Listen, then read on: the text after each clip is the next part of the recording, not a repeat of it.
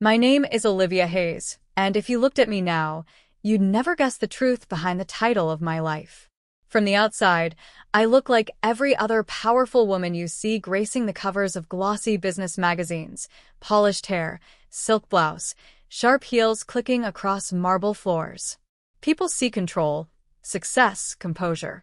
What they don't see are the scars underneath. This morning, as I stood by the window of my penthouse office overlooking Manhattan, I held a cup of coffee so tightly my knuckles whitened. The city below was buzzing with life, but my thoughts were tangled in memories I rarely allow myself to visit. My phone buzzed on the desk, screen lighting up with a name I hadn't seen in years: my brother, Daniel. For a moment, I couldn't breathe. My heart slammed against my ribs like it was trying to escape. I hadn't spoken to him since the night my own family turned their backs on me and my daughter, leaving us stranded, stripped of everything, while they snatched away the company I had built with my bare hands. I forced myself to pick up the phone, my fingers trembling despite the diamond ring that sparkled on my hand like armor. "Olivia." Daniel's voice was lower than I remembered, almost hesitant. "We need to talk." "It's about the company." I almost laughed at the irony. After all these years of silence, betrayal, and abandonment, now they wanted to talk. My pulse steadied, my lips curved into something between a smirk and a sigh. They thought I was still the broken woman they left behind. But they had no idea who I'd become. The sound of Daniel's voice pulled me backward in time, years ago, to the night everything shattered. I can still see the conference room. The fluorescent lights buzzed overhead, harsh against the polished oak table that once symbolized my dream. My dream. I had poured 5 years of my life into building Hayes Innovations, a company that started in my garage while Sophie, barely a toddler then, played with building blocks beside my desk. Sleepless nights, endless pitches, rejection after rejection until finally, someone said yes. That yes became my empire. But that night, the empire was stolen. "Olivia, you have to understand."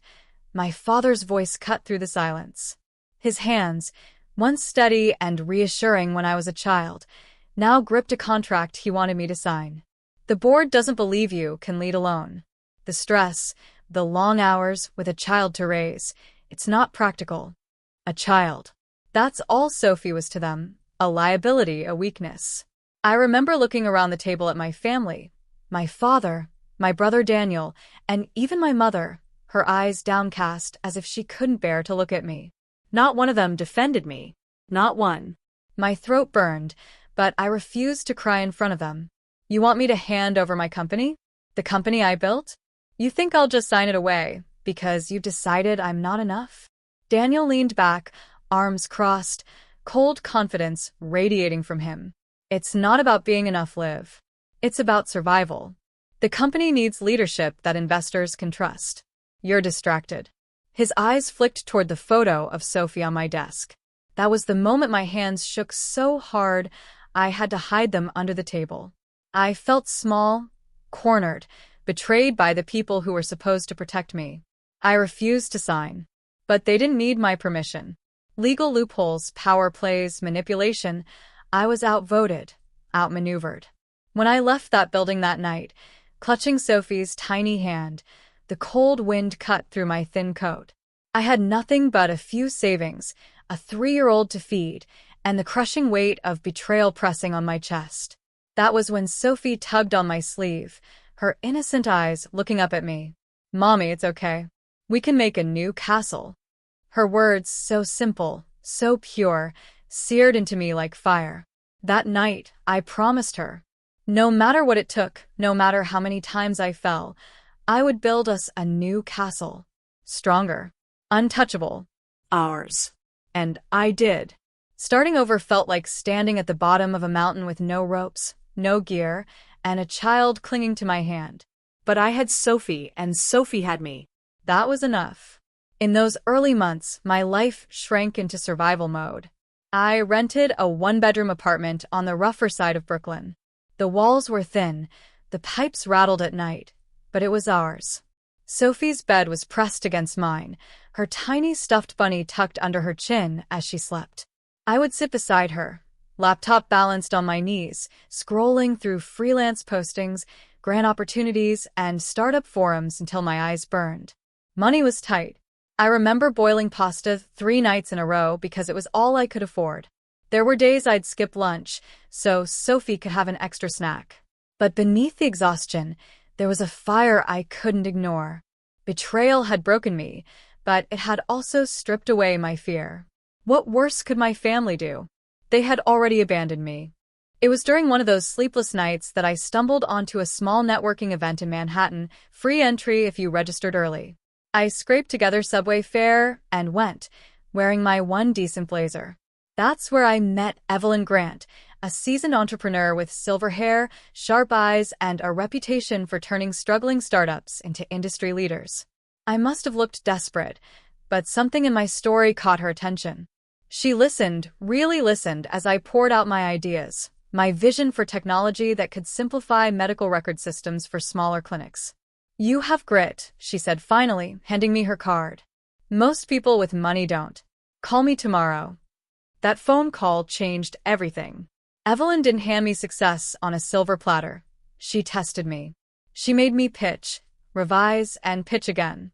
She made me tear apart my spreadsheets, redo my projections, face rejection after rejection. But she also introduced me to the right rooms, where people stopped seeing me as a single mom with a pipe dream and started seeing me as a contender. The nights were brutal. Sophie would fall asleep on the couch while I typed furiously at the kitchen table, coffee growing cold beside me. Sometimes she'd wake up and pat my arm. "Don't worry, Mommy. We're making our castle." That reminder pushed me through every wave of self-doubt. The first breakthrough came with a small clinic in Queens. They agreed to test my software. I cried the entire subway ride home, clutching Sophie's hand, because it meant someone believed in me. Soon came the second client, then the third. Word spread. By year 3, I wasn't just surviving, I was running a profitable business. I kept it quiet. No social media bragging, no flashy purchases. To the outside world, and especially to my family, I was just getting by. I posted the occasional picture of Sophie at the park, a holiday dinner with friends, nothing more. Let them think I was invisible. But in silence, I was building. Step by step, client by client. I built a company stronger than the one they stole. And this time it was mine alone. Every sleepless night, every empty fridge, every tear shed in the dark, it all became fuel. And one day, without even realizing it, I had transformed from the abandoned daughter into the CEO no one saw coming. The day my family walked back into my life, it felt almost theatrical, like the universe had scripted the scene for maximum irony. It was a Friday morning when Daniel called again, his tones strangely urgent. "We need to see you, Olivia. It's important." I agreed, though not for them, for myself. I wanted to look them in the eye as the woman they thought could never exist.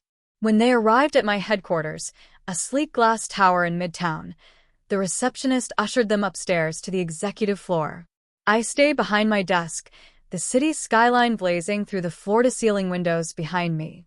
My office was everything I had once dreamed of: white marble floors, modern art pieces in deep blues and silvers, bookshelves lined with leadership and tech journals, and on my desk, framed pictures of Sophie, smiling with missing front teeth, in her soccer uniform, hugging me after our first real vacation in years. The door opened.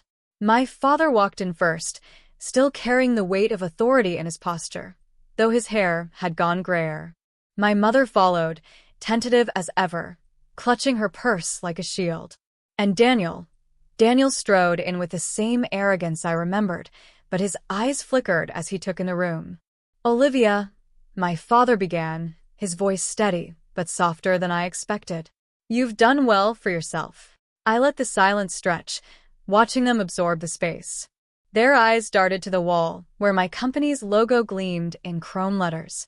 To the award plaques arranged neatly on the shelves. To the secretary outside my office who had addressed me as Ms. Hayes, CEO. Daniel finally spoke, disbelief thick in his tone.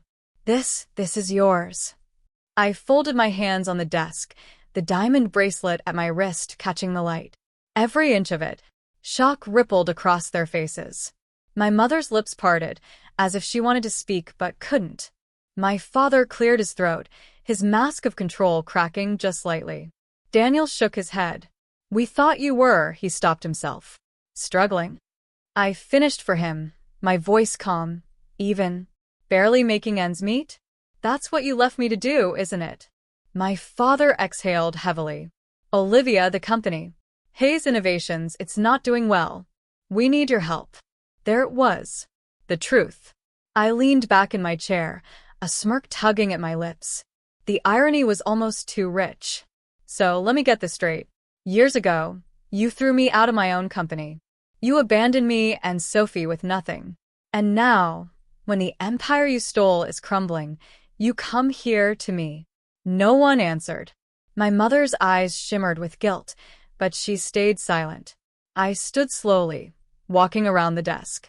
My heels clicked softly on the marble floor, each step deliberate. I stopped in front of them, close enough to see the shame flicker in their eyes. "You Thought I was gone. You thought I was weak. But while you were busy tearing me down, I was building something greater. Something that can't be taken from me." Daniel's jaw tightened. "You can't just cut us out. We're family." Family. The word tasted bitter.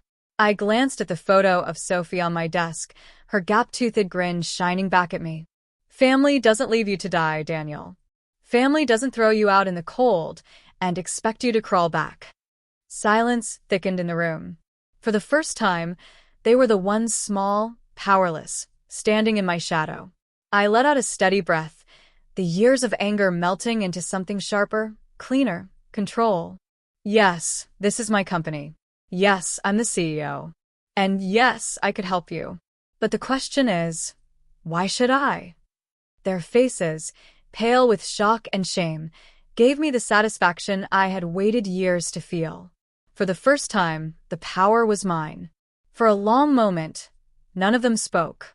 My father's eyes searched my face, as if looking for the obedient daughter he once knew. Daniel shifted uncomfortably, no longer leaning back with that smug confidence. My mother kept glancing between us, her lips pressed tight, fear and shame pulling at her features. I crossed my arms and let them squirm. Years ago, I had been the one trembling in their shadow. Now the balance had shifted. "You want my help?" I said finally, my voice calm but unyielding. Fine. "But you'll do it on my terms, not yours." Daniel scoffed, but the sound lacked conviction. "Terms?" "Yes, terms." I stepped closer, heels clicking like a gavel striking judgment. "Because this time, you don't get to manipulate me into silence. You don't get to dictate what I can or can't do. If you want me involved, then you're going to change." My father frowned. "Change how?" I looked straight at him. Dad, you need to step down. For years, you clung to control, convinced only you knew what was best. But leadership isn't about power. It's about vision. And frankly, your vision died the moment you chose betrayal over trust. If this partnership happens, it happens without you at the helm." His jaw tightened, but he didn't argue. He knew I was right. I turned to Daniel next. "And you, Daniel, you've spent your entire life riding on arrogance, thinking entitlement is the same as competence. It isn't. If you want any role in the future of Hayes Innovations, you'll start at the bottom. Entry-level operations. No fancy title, no corner office. You'll earn your stripes like everyone else, or you'll walk away." Daniel's face flushed, rage and humiliation warring inside him. "That's ridiculous," he muttered. "No," I said evenly, meeting his glare. "That's justice." Finally, I looked at my mother. Her eyes were already glistening, her hands trembling as she clutched her purse. "And you, Mom, you stayed silent when I needed you most. That silence hurt more than anything else. If you want to be part of my life, of Sophie's life, then you need to find your voice. No more standing on the sidelines. No more letting others decide for you. You want family? Prove it." Her tears slipped free, and she nodded faintly. The room was heavy with their shock, but for me, there was clarity, bright, sharp, liberating. For years, I had begged them to see me, to believe in me. Now, they were the ones standing in front of me, desperate for my approval. I softened my tone, but not my resolve. I'm not doing this out of revenge. I don't hate you, but I will not repeat the past. If you want my help, these are the conditions. If you can't accept them, then you can leave. My life, my company, and my daughter will be just fine without you. Silence hung in the air again, but this time it was thick with surrender. My father's shoulders slumped. Daniel stared at the floor, fists clenched. My mother whispered through her tears, "I'll try, Olivia. I promise." I let the words settle, then walked back to my desk and sat down, composed and untouchable. For the first time in years, I wasn't the abandoned daughter. I was the one setting the rules. The weeks that followed felt surreal. For so long, my family had been a shadow over my life, something I avoided, something I carried like a scar. Now, for the first time, they weren't towering above me. They were learning to stand on their own. My father retired quietly, handing over whatever control he still clung to. It wasn't easy for him. Stepping down never is for men who built their identity on dominance, but he did it. Daniel, furious at first, eventually showed up for his entry-level job. Reports filtered back to me. He struggled, he cursed, he stumbled. But slowly, painfully, he began to understand what real work meant. And my mother, she started calling. Not to pry, not to beg, but to talk. Really talk. About recipes she wanted to share with Sophie. About regrets she never voiced before. About learning how to be braver. I didn't forgive them overnight. Some wounds take a lifetime to fully heal. But for the first time, I wasn't carrying the weight alone. They were finally carrying their share. One evening, long after the office had gone quiet, I sat with Sophie in my penthouse. She was sprawled across the sofa, homework scattered, her hair falling into her eyes. She looked up at me with that same innocent smile she had years ago, the one that had saved me on the coldest night of my life. "Mom," she said softly, "we really did build a new castle, didn't we?" I smiled, brushing her hair back from her face. On the coffee table sat a small object, the same worn bunny she'd carried as a toddler. The same one she clutched the night we were left with nothing. It had survived every move, every storm, every victory. A reminder of where we started. "Yes, Sophie," I whispered, holding her hand. "We built it stronger. And no one can ever tear it down." I leaned back, staring out at the city lights shimmering against the dark sky.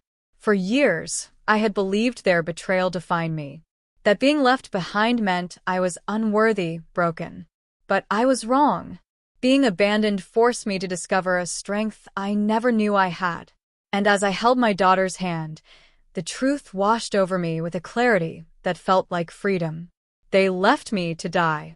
But I lived. And I thrived. And now, I will never be left behind again.